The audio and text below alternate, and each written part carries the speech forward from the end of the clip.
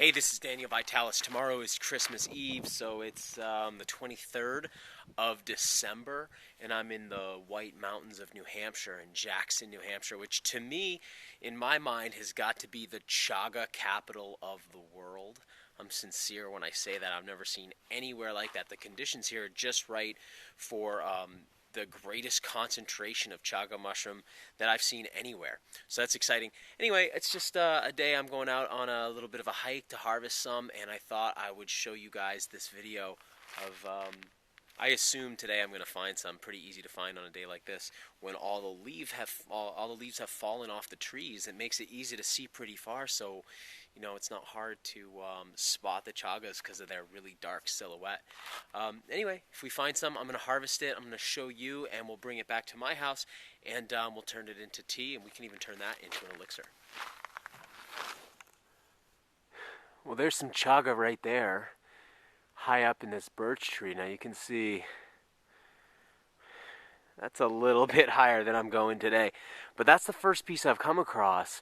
And you can see what is happening is it's like literally bursting out of the tree. Now, chaga is not actually the mushroom fruit body, but it's what we call a sclerotia.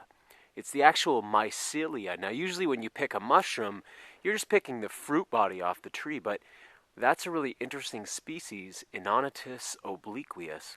What's interesting is what we're seeing there is the mycelia bursting out of the tree and creating like a hard bark around itself. And that's that black stuff there. That's a little high up, and we can also tell that if that tree's left alone for a while, that's going to grow. That's going to continue to expand and get bigger, and those pieces are going to be massive. So what I'll do is just catalog that tree in my mind, and I'll come back another time. If we look even higher up there, we can see there's even more coming out of the tree right up there. So actually, this tree is really, really deeply infected, or at least hosting the chaga here. We'll look for some pieces lower down that are easier to access, and I'll come back to this tree with a ladder probably in a couple years and harvest off these really big, beautiful pieces. Here's a great example of a really young and underdeveloped piece of chaga.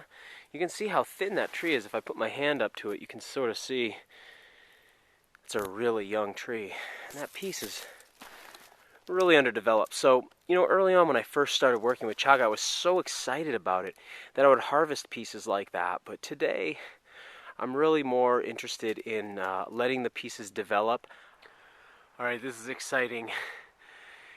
A little out of breath from hiking through the snow here. You can see it's only early winter, but the snow's deep enough that the hiking's a little bit interesting. Alright, so this is kind of a big old gnarly birch here. This birch has been around. You can see down here where the bark starts to, almost like it doesn't really resemble the birch bark anymore, that papery bark that we're used to when we think of the birch trees. But here you can see a really well-developed chaga. Now when I came across this tree, I came from the other side here and I just saw this little piece right there. And I thought, okay, you know what, we're going to leave that. There's another piece there just starting to develop. Now, once the birch is infected with the chaga, it's sort of like a ticking clock. That mushroom's going to grow usually about 5 to 7 years, and then the tree itself is going to die. Now, that one looks like it could go a little bit further. If we look at it from the side, you can see it's starting to form almost like a cone shape. And if we allowed it to keep going, it kind of becomes phallic. It'll form like a really distinct cone shape. But if we look up, we can see that this tree is dead. Or this portion of the tree has died. And that means that chaga is sort of at the end of the life cycle. Now I just got to figure out how to get up into that tree. And once I do, I'm going to cut that piece of chaga loose and I'm going to take it back with me. Okay, here I am up in the tree now. I kind of found my way up here. Sort of dangling up in a maple tree here. I got one leg on this tree here, one leg on the other tree. Now, in the wintertime, the chaga's frozen, and it's a little bit easier to cut it loose than it is to pry it loose. In the summertime, you can usually knock them free with like a rock or something. This is my Bark River knife and tool Go-Lock. This is probably the nicest machete-type tool I've been able to find yet. I really like it. I can tell you a bit more about it later. But I'm going to use that to sort of cut this thing free. Now, it's not going to be easy for me to do that with the camera on, so I'm going to cut the tape right now, and I'll show you this piece when I've cut it free. So here I've got the first piece, this piece here broken off now, and I'm working on this piece here. Now if this was a living tree, especially in the wintertime, I'd want to be real careful because obviously this does some trauma to the tree. But where this tree's already dead, not so big of a concern.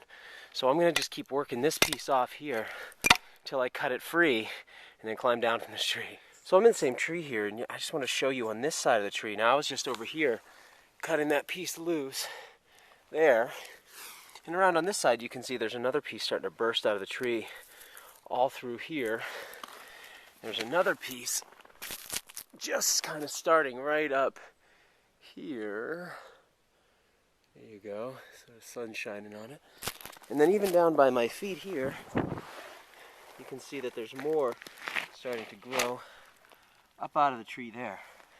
So literally what's happening is the whole tree has sort of become, I guess, infected with the Inonotus Obliquus, with the Chaga. Now it's my opinion that this is really a symbiotic action that's happening in the forest, and it's happening for a reason, and it's happening for the health of this whole eco range. So infection might have a connotation we don't really mean. What's really going on is that this Chaga is being hosted by this birch tree, and so it's a symbiotic dance, and it's for the health of the ecosystem.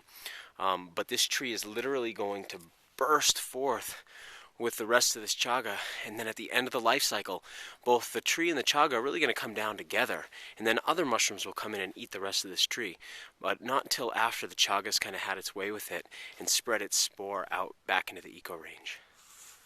Well, I was just dropping those pieces of Chaga off by the road so I can pick them up with my car when I drive out of here, and I walk by this tree here, which is hosting one of my favorite mushrooms, the red-belted polypore. Now you can see them all throughout this tree. And that's a dead birch tree there. This is also called Fomitopsis pinicola. That's its name in Latin. Another excellent mushroom for making teas and decoctions. It's a fantastic medicine because of its beta-glucans, because of its polysaccharides, just like the reishi, just like the chaga. It's another one of those great medicinal mushrooms. Pretty distinctive red band around it here. Sometimes that'll be more white, sometimes it'll be a real ochre red color. Not a hard mushroom to identify. Kind of a yellowish undersurface there. A great view of the undersurface. Almost looks doughy like bread. In the autumn time, that's a little bit fresher. Now that it's winter time, it's starting to harden, dry out a little bit. But I just thought I'd show you that as we're walking by it. And I'll bring a piece of this back with me as well for my medicine craft for the winter time. Just found another piece here. We're only a few feet away from the tree that I had climbed up in. But this is a piece that's on a branch that you can see is broken off of a tree and is just lying here on the ground. One of the things about chaga is that the quality of the specimen is really dependent on the health and the life of the tree. This tree's dead now. Obviously this branch is dead. It's broken off from the tree. And I can tell from just how being very acutely aware of the different quality levels after having harvested for a few years, I can tell that this piece isn't really worth taking. And I just wanted to show you that because sometimes you'll find dead trees where there'll be a piece of chaga, but the chaga's sort of looking like a little bit like it's rotting. And if you can, I don't know if you can see that very well, but this piece is starting to age in here. It's starting to kind of come apart like sawdust. And so that piece doesn't really have a lot of medicinal value left in it. And I'm just going to leave it on there.